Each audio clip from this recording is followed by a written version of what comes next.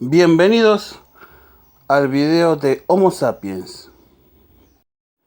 Los primeros antepasados del ser humano actual aparecieron hace casi 3 millones de años. La vida de la humanidad en el mundo se divide en dos grandes periodos, la prehistoria y la historia.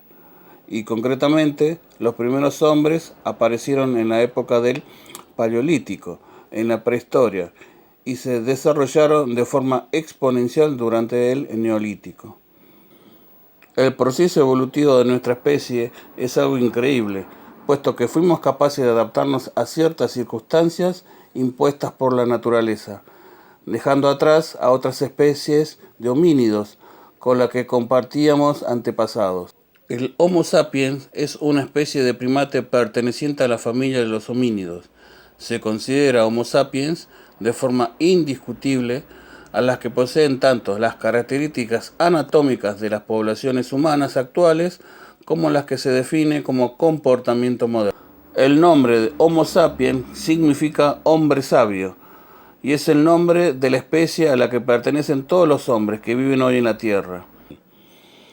El ser humano creó una serie de reglas y costumbres que procuran mejorar la convivencia de la especie propia, además de fomentar el respeto de otras especies con las que comparte su hogar.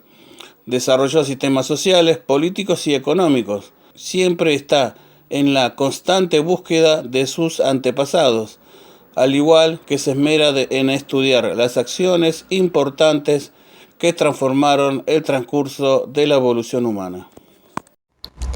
Subespecie de Homo sapiens.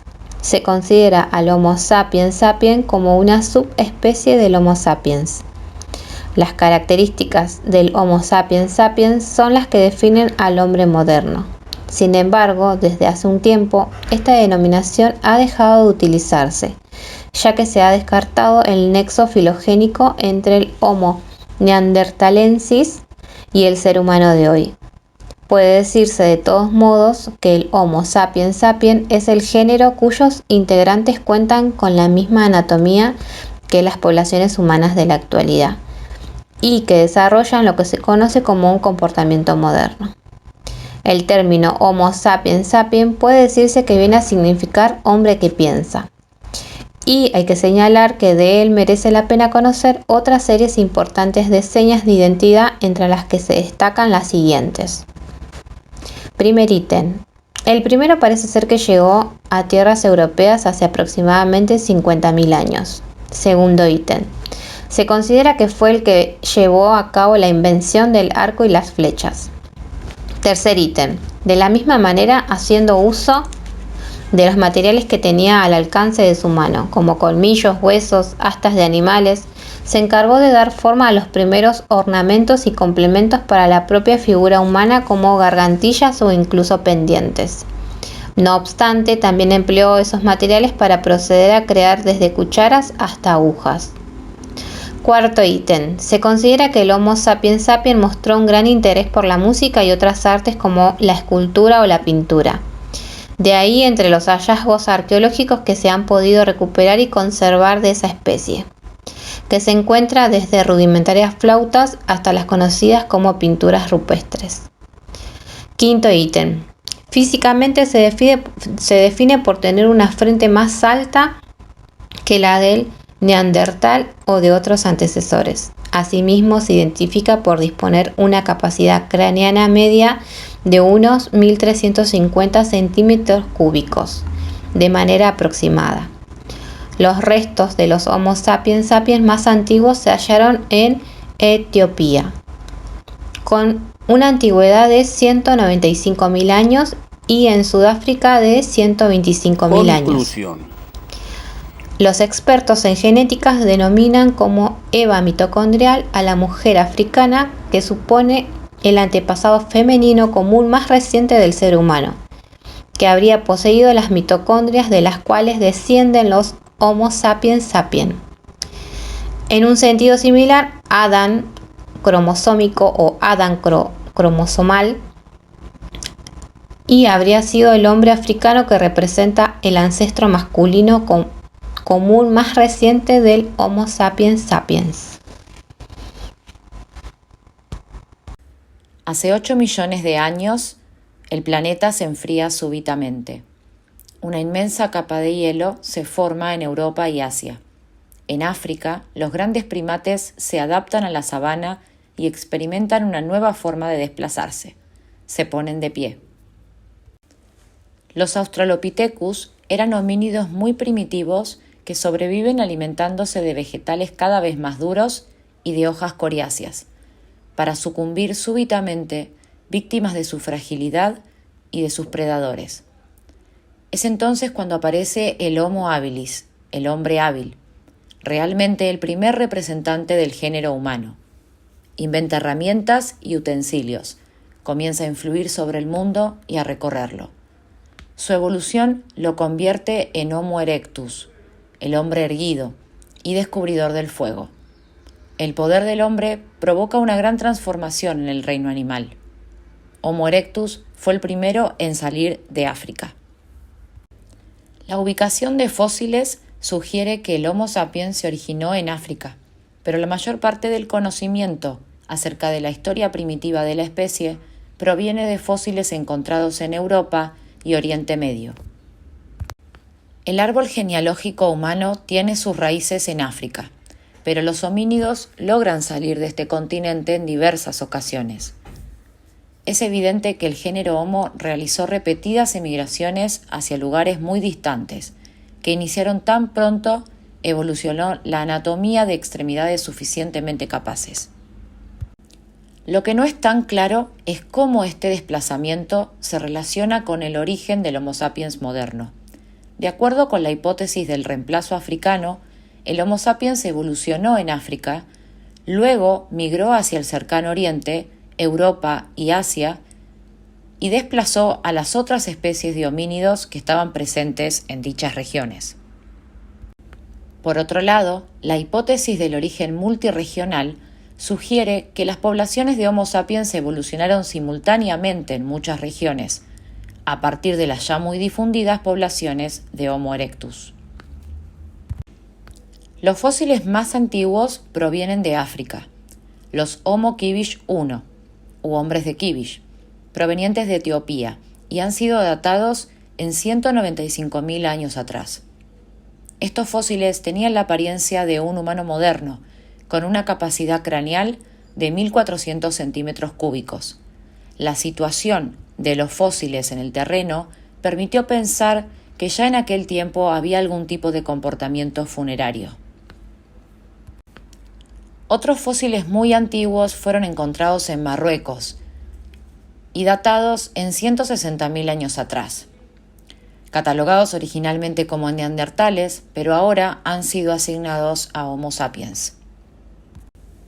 Conocidos como hombre de Egerto, es una subespecie de Homo sapiens y han sido datados con una antigüedad de 160.000 años. Su descubrimiento suscitó polémica entre los investigadores, ya que varios lo consideran una subespecie extinta de Homo sapiens y otros consideran que es solo un ser humano de la actual especie. Cuando hablamos de modelos de evolución y evidencia genética, lo primero que tenemos que tener en cuenta es que la evidencia paleoantropológica y genética sugiere que a medida que los humanos anatómicamente modernos se dispersaron desde África, sus características morfológicas, genéticas y culturales divergieron gradualmente. Este modelo es el conocido como RAO.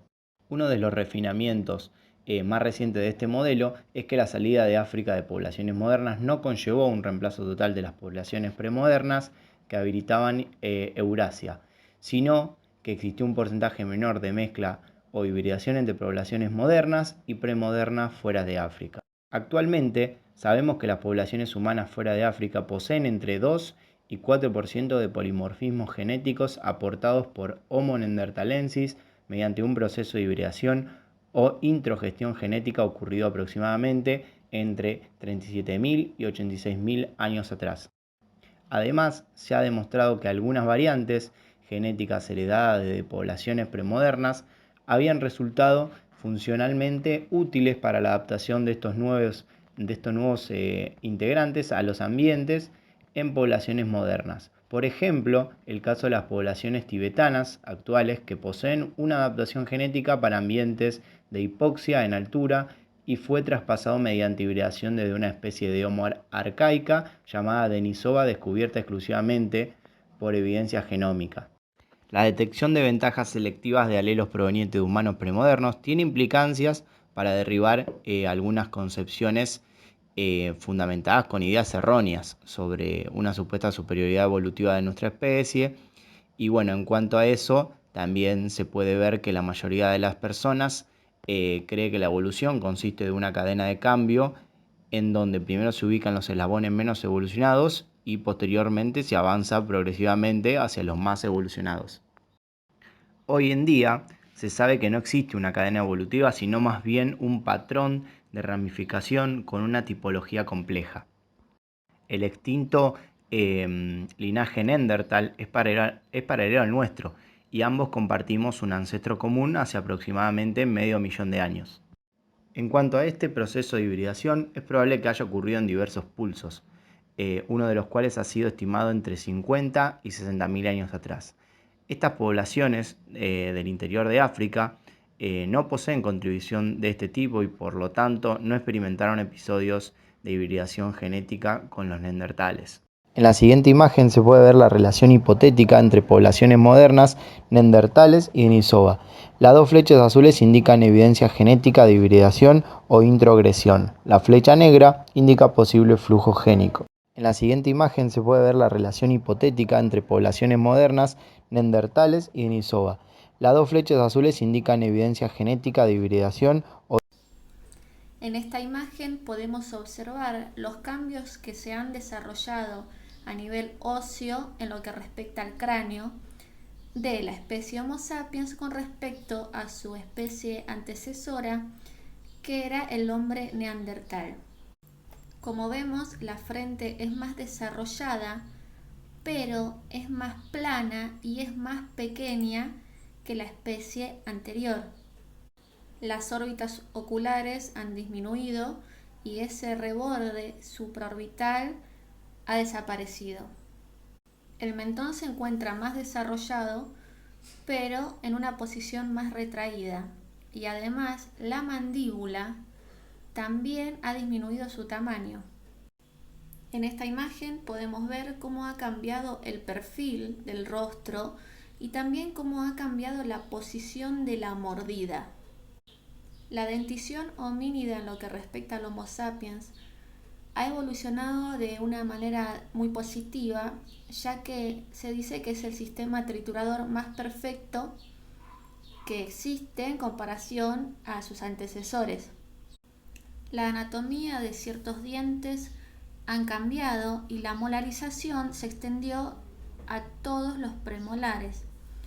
Esto consigue de que exista una superficie oclusal que va a permitir un movimiento rotativo, que a la vez esto va a exigir que los caninos reduzcan su tamaño y va a facilitar la trituración de alimentos, como por ejemplo la carne y algunos granos o vegetales que tienen ciertas exigencias masticatorias debido a las fibras. En la comparación de los distintos paladares, vemos cómo ha disminuido el tamaño de los caninos y pensemos que también esto se debe a la evolución en cómo la especie se ha ido alimentando. Antes, como vemos en la primera especie, necesitaban los caninos para desgarrar la carne cruda, pero pensemos de que a partir del Homo sapiens y después, al utilizarse el fuego, cocinaban la carne y bueno, no es lo mismo tener que morder un pedazo de carne cruda a que hayan cocinado algún tipo de animal. La función masticatoria del Homo sapiens es caracterizada como alternada, bilateral, síncrona. En lo que respecta a la bóveda craneal, podemos ver en la imagen cómo ésta ha evolucionado paulatinamente y ver que en el Homo sapiens la capacidad neurocraneal ha aumentado a 1400 centímetros cúbicos. Tiene una forma más globular Y el rostro, como antes había dicho, es más pequeño y se dice que el rostro es ortognático. Esto quiere decir que el perfil facial está retraído. Tanto la capacidad neurocraneal como la forma del rostro y la posición son características primordiales que distinguen a los humanos modernos de otras especies. Debido a las diferentes necesidades que la especie ha ido teniendo y las circunstancias que ha atravesado, podemos observar que la posición anatómica ha cambiado. Se caracteriza el Homo sapiens, así como el Homo sapiens sapiens, es decir, el humano moderno, la posición de bipedestación. Esta posición, al ser en un eje vertical, va a permitir que el cuerpo pueda mantenerse erguido y va a estar relacionado con la línea de la gravedad. Esta línea se extiende desde el vértice de la cabeza hasta un punto que está situado entre los pies a nivel de las articulaciones tarsianas. Más allá de la posición de los pies, tiene que ver con la postura, la posición de la cadera. El pie también ha ido evolucionando porque necesita mantener todo el peso del cuerpo. Como vemos, el Homo sapiens va a tener un arco plantar bastante pronunciado y va a tener un algus, o es el dedo gordo del pie, en aducción. Podemos verlo como tenemos los pies nosotros, y antes tenían un dedo gordo, digamos, en abducción.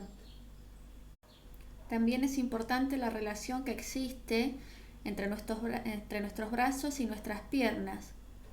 Esto es lo que va a hacer un desplazamiento biomecánico eficiente.